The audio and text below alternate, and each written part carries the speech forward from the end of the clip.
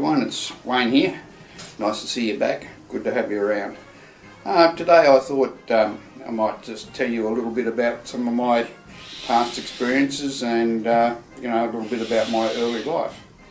I won't bore you by telling you stories about me growing up, but I think I'll start from about the age of 14 when my life changed drastically, I guess, and could have been for the better, but anyway, it's the time of my life when it changed, and for the better, I think. Now, this is about me actually being made or joining the Navy when I was 14. Sounds strange, but yes, I was had to go to 14. So I'll just give you a quick rundown of the circumstances as to why I had to join the Navy. I suppose at 14 we were living in Tasmania, and Mum and Dad were having a bit of a rough time. They split up and decided they would get into divorce. This sort of knocked me about a little bit. I was sort of very much a family person and loved the security of the family, so they had this decision to make, and it was pretty rough. Very shortly after the announcement was made, my young brother, myself and Mum packed up and boarded the plane at Launceston and headed back to Sydney to live with my grandparents. And when I was with my grandparents, or when we arrived there, it was a bit hard on the grandparents because there wasn't enough money around to support all of us. So it was decided that I'd go to work, and the money that I earned, every quid that I earned, would help pay the expenses and keep us all together. This wasn't too bad for me. I quite enjoyed the idea at 14. I thought it was pretty grown up to go to work. So anyway, eventually I found a job, or it was found for me, and I started work at a place called Mark Foy's, one of Sydney's bigger department stores, and I was employed as a junior packer. This meant that I left home at 4:30 in the morning on the first bus service and got to Sydney to work at 7:30 in the morning. I left work at 4:30 in the afternoon and travelled all the way back home, getting home probably around about 6:30, 7 o'clock at night.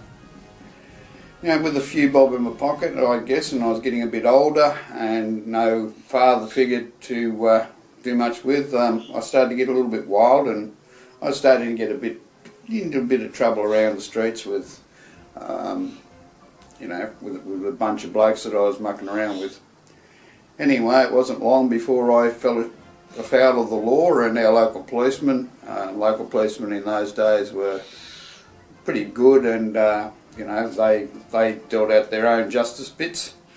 But anyway, this day I was collared and taken home by the policeman, and he wanted to see Mum and a male figure in the house, who was my grandfather. He told them what I'd been up to, and that I had to face some retribution. I was then sent away, and he had a bit of a talk to Mum and grandfather, and anyway, next thing I know, that Mum's telling me that I had an appointment to attend court and face the judge the following Monday morning. I was a little bit worried about this. I didn't know what was going to happen. To be told to go to court and face the judge, that was a pretty bad thing. So anyway, no excuses. Mum and grandfather didn't say much about it for the 4 days that were in between, and very early on the Monday morning I was told to dress properly for a change, and we headed off to the magistrate's court. On arrival at the court, we had to give our names, and we were told to wait in this particular hall. We sat there for about an hour waiting for things to happen. Eventually we were called into the judge's chambers, not to the courthouse luckily, and the policeman was there, the judge, my mum, grandfather and myself. Anyway, a judge heard what the policeman had to say. I wasn't really going to say anything, and he turned to me and eventually said, now look here, you know, you've been pretty bad. There's going to be a certain punishment that I'm going to give you, and you have to do this. Okay, so that was a bit of a worry. So anyway, he turned to Mum and he said, look, Mrs., he said, we recommend that this young fellow either joins one of the arms of the service, like the Army or the Navy or the Air Force, as a junior, whoever will take him, or we send him out to the country for a couple of years to work on one of our farms that we have out there. This was pretty frightening to me. I didn't want to go in the Navy, and I sure didn't want to go out in the country on a farm. You know, I was a city kid and that was what I wanted to do. Anyway, the judge also said that, you know, once we made up our mind, he would arrange or help to arrange my transition to whichever part it was. After a little bit of a talk, they decided on my behalf that I would join the Navy, as they were about the only arm of the service at the time that were taking juniors, and the discipline in the Navy would do me a world of good. So I started thinking, well, okay, this is not going to be too bad. Navy, you know, ships, boats, bit of education, an exciting time, travelling around the world on a fast destroyer or something like that, visiting all these exotic ports in the world. Yeah, I thought this would be pretty good. I knew that it would be a couple of years before they'd let me go to sea, but I thought, well, yeah, you know, I'm going to get trained. Okay, this wasn't too bad, and I also got paid for them, so this wasn't too bad at all, and it was more money than what I was earning as a junior packer.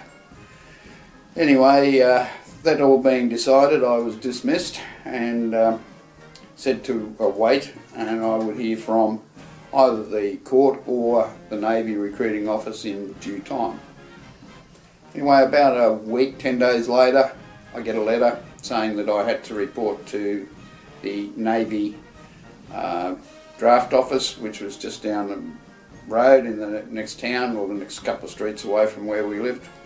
And I had to report there by 8:30 in the morning and go through a numerous amount of tests and to see whether I was suitable to become a junior recruit.